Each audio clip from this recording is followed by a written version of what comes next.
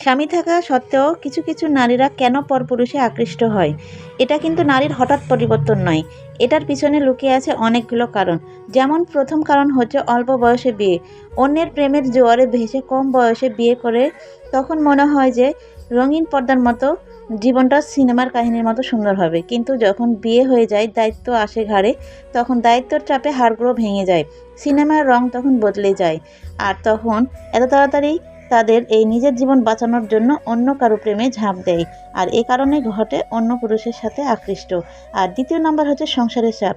সংসারে এত কাজ, রান্নাবাড়া, সংসার গোছানো, বাচ্চা কাচ্চা পালন করা, আরও অনেক কিছু, এগুলো করতে করতে দেখবেন দিন শেষে হাঁপিয়ে ওঠে একটা মেয়ে, আর স্বামী এসে সোফায় বসে মোবাইল টেপে।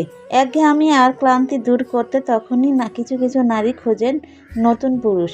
বিয়ের পরে অল্প কিছুদিন থাকে কাছে আসার গল্প, আর সময় গড়ানোর সাথে সাথে তাদের মাঝে দূরত্ব তৈরি হয়।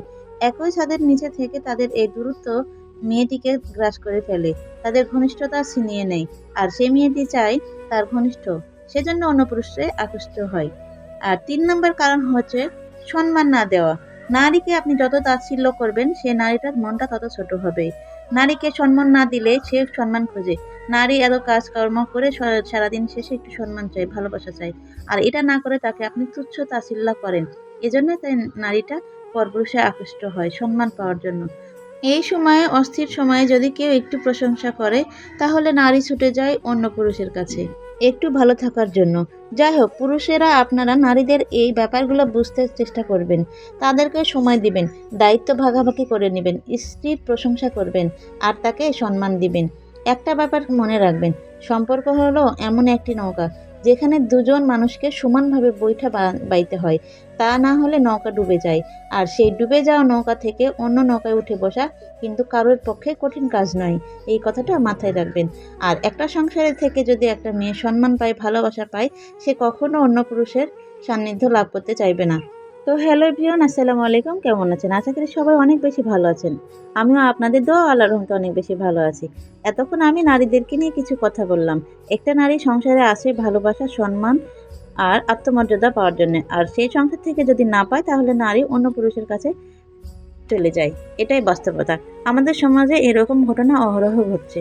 তো বন্ধুরা, আজকে দেখুন আমি তেল পিঠা বানাচ্ছিলাম অনেক শখ করে। আমার ছেলেরা খেতে চেয়েছিল, তাই আমি বানাচ্ছিলাম।